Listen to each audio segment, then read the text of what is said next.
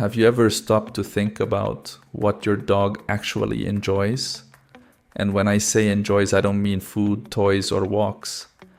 I mean the small things, the quiet things, the things he loves that almost no owner ever does.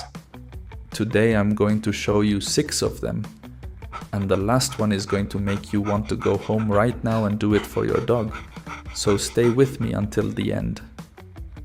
1. Sniffing everything on the walk without being rushed. You've probably tugged the leash, picked up the pace when he stopped for the 10th time at the same spot on the sidewalk. Thought, come on, let's go. Hey, While he stop stood there resisting and frozen, walk. nose pressed to the ground, like it was the most important thing in the world. It was. Scientifically speaking, a dog's nose processes information in a way that has no comparison in the animal kingdom. Where you see a puddle on the sidewalk, he's reading an entire novel. Who passed through here? When? Whether they were scared or relaxed, male or female, whether they were sick. The scent tells a complete story that you will never be able to access. Sniffing isn't a distraction, it's cognition. It's your dog using the most sophisticated tool he has to make sense of the world around him. Research on environmental enrichment in dogs found that walks where dogs are free to sniff at will produce levels of mental satisfaction equivalent to twice the distance walked without that freedom. In other words, 10 minutes of sniffing is worth more to him than 20 minutes of walking at your pace. Next time he stops, you stop too. Take a breath. Let him finish.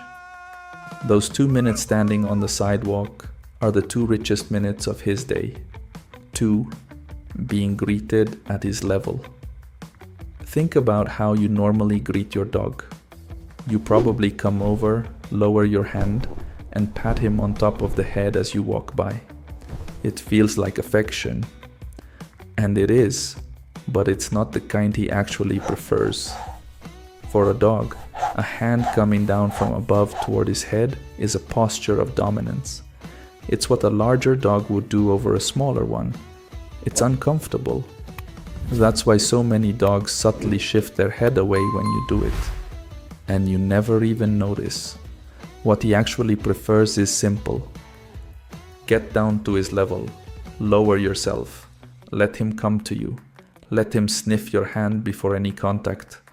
And then, when he presses his nose against you, pet his chin, his neck, his chest, not the top of his head. Animal behavior science has shown that dogs respond with measurable relaxation when human contact begins from below rather than from above. It's a matter of body language. You're not just petting him. You're telling him you're not a threat, that you came in peace, that he can trust you. Try it today. Get down low. Wait for him to come to you. And watch the difference in his body when he does. 3. Shared silence. This is the one that surprises people the most. Because it looks like nothing. And that's exactly what makes it so powerful. Your dog doesn't need you to be doing something for him all the time. He doesn't need a toy, a command, or active attention. Sometimes what he wants more than anything is simply to be in the same space as you. No demands, no noise, nothing being asked of either of you. Studies on canine well-being found that dogs who have regular moments of calm presence with their owner, without active interaction, show lower cortisol levels than dogs who only receive attention through play or training. Quiet presence on its own is regulating. In the wild, pack members spend hours simply resting together, not interacting, just existing in the same space. That behavior is deeply comforting for a dog because it signals safety. When there's no threat, there's no need to act. When your dog comes and lies down near you without being called, he's not asking for anything. He's enjoying exactly what he loves most, your presence, in silence. Next time that happens, don't break it. Don't start petting him. Don't call his name. Don't switch into interactive mode. Just stay. Let him have that. If this is resonating with you, hit that like and subscribe. This is exactly what we're here for.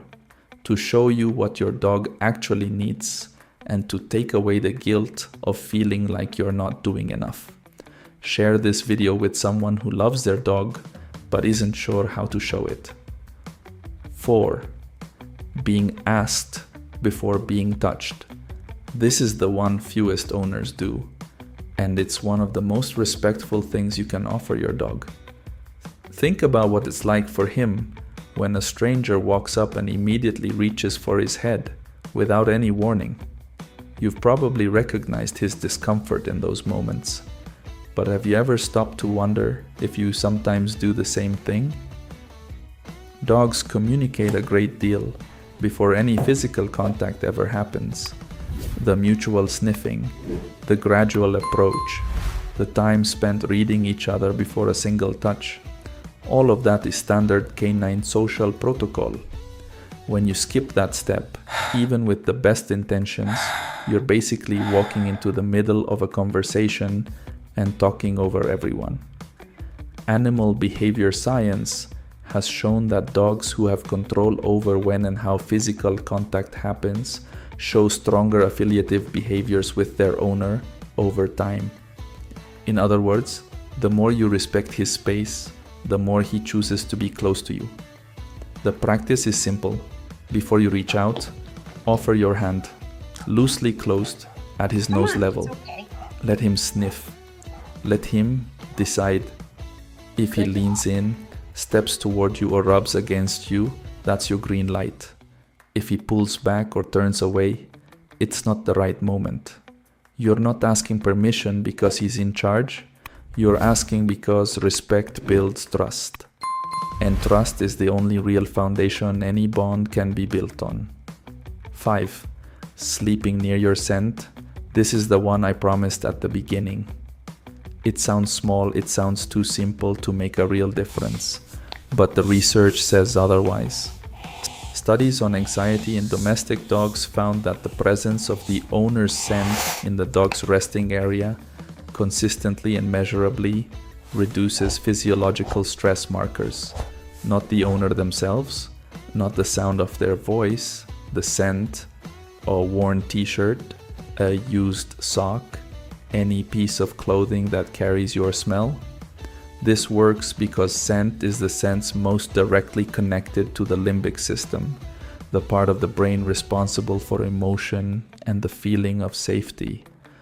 The owner's scent activates the same brain regions associated with comfort and protection. It's a presence that doesn't need to be physically there to work. Every day when you leave, your dog isn't left in emptiness. He's left in a space full of you, your scent, your olfactory memory, the chemical certainty that you exist and that you're coming back. One worn piece of clothing near his bed. That's all. It costs nothing. It takes 10 seconds.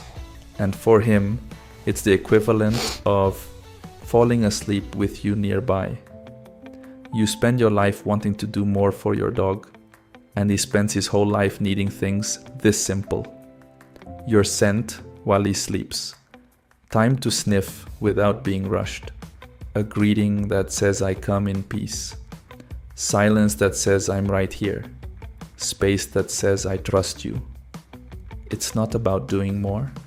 It's about doing things differently. And now you know how.